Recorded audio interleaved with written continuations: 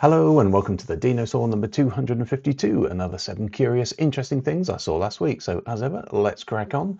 First one is VitalID. Now this is quite interesting. How do you log into stuff if you're wearing a VR headset or similar or augmented reality experience?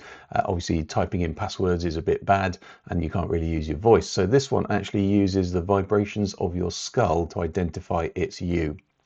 So turns out that as you breathe, your heartbeat, etc., rattle up your spine and cause your head to vibrate in a certain way. And depending on how your head is formed, what sort of bones you've got, the muscles, all that sort of stuff, how big your brain is, I guess, how big your ears are, all that sort of stuff causes your head to vibrate in a certain way. So what it can do is, as it's got your headset on, it can send these passive signals into your head and listen to how it vibrates. And that's how you log in. And obviously this is amazing visual at the bottom, which is if you have a face number 1, should we call it, you can see there are different peaks. And if you've got face number 2, then you've got different peaks. So that's how it tells. And also if you're looking at experiences and you're listening to music, it can inject this into that noise as well and extract it. So there you go. Might be how you log in using your head vibrations.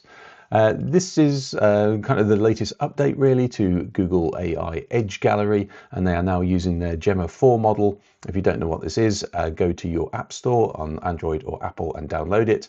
And what you can then do, as you can see what I'm doing on the right hand side, I've just downloaded the Gemma 3 model in this case because I've got an old phone. I then disabled my internet. You can see I'm on airplane mode, no Wi-Fi. And then I can just have a chat with it. You know, what's the tallest building in the world?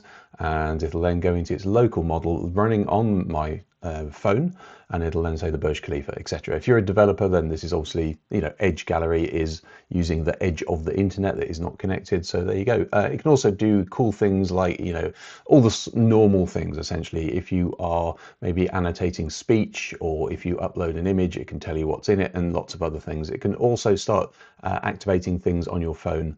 For instance, you know, it can turn the light on and off. So that's pretty cool. So if you've never played with kind of Edge stuff, and by the way, if you look on the right hand side when I asked it what the URL was, clearly it's not great. I had a good old argument about another topic about how to make flourless cakes. So it's not, Gemma 3, Gemma 4 is not fantastic, but if you're doing stuff on the edge, then this will give you stuff as you go on a holiday. You haven't got Wi-Fi, for instance, you can have your AI with you.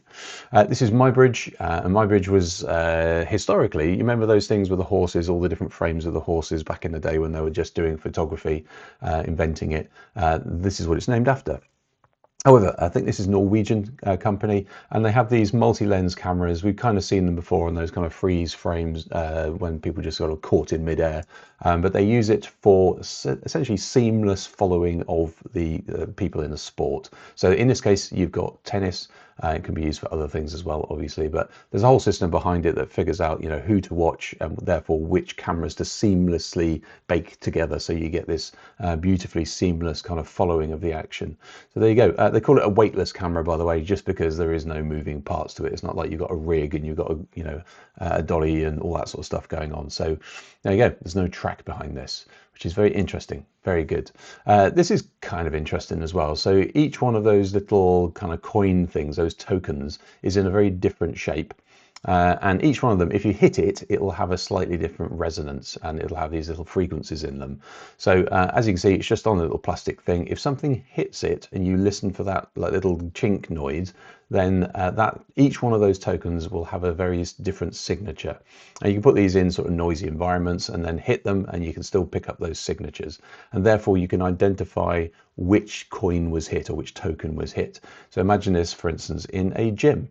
And each one of these is attached to your weights machine, and every time you do a rep it goes up and down, or maybe you open a door, or you know, in a lot of these examples here, maybe there's a drawer or a tap or a washing machine or a window, but all you got to do is listen with a camera, a microphone for the different signature.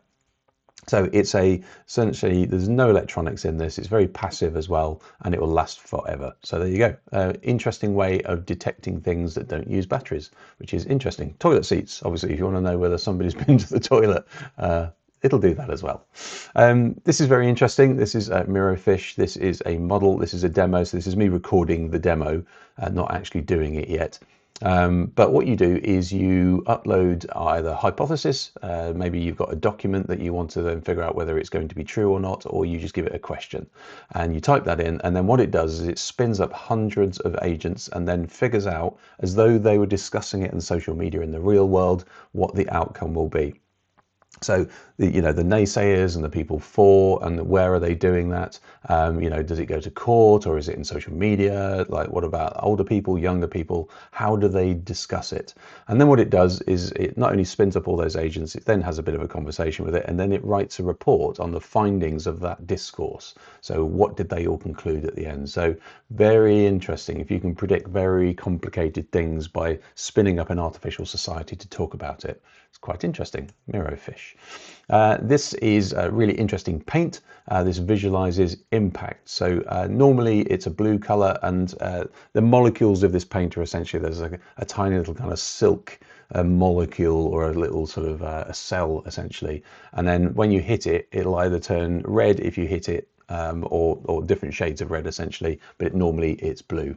So in this case, there's a helmet, and they've hit it with a hammer, and on the edge of the hammer and on the face of the hammer, and you can see where those have been left their mark. So, and it leaves it permanently as well. So yes, you can use this for head injuries, but lots of other things.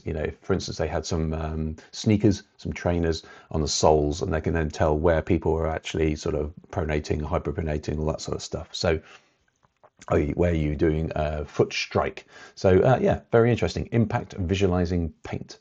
And finally, we have the Guinndex, or Guinndex, I guess. And what this was Matt Cortland in Ireland, looking for a pint. He was in Dublin, and he paid €7.80 for a pint of Guinness. And obviously that was annoying because that's quite expensive. So then set an AI to then ring up all the other pubs in Ireland. Basically, there's a bit index of all the pubs. Just rang each one of them up. The AI had a conversation with each one of the landlords, and then asked them how much a pint of Guinness was. Obviously, I'm not sure that the landlord knew that it was AI, but maybe. Either way, got lots of data you would not normally get if you just set about trying to do this in any other way, because they're all independent pubs. And there you go. So then put all of that into this map. So if you want to know where you're going and how much a price of Guinness is for a pint, then you can find that out. So really interesting use of conversational telephone-based AI to get data to then do something more interesting with it. But there you go. Cheapest pint was €3.30, I think. There you go. Nice. Okay. Hopefully that was useful. Hope it was interesting. If it was, give it a like. I'll see you next week.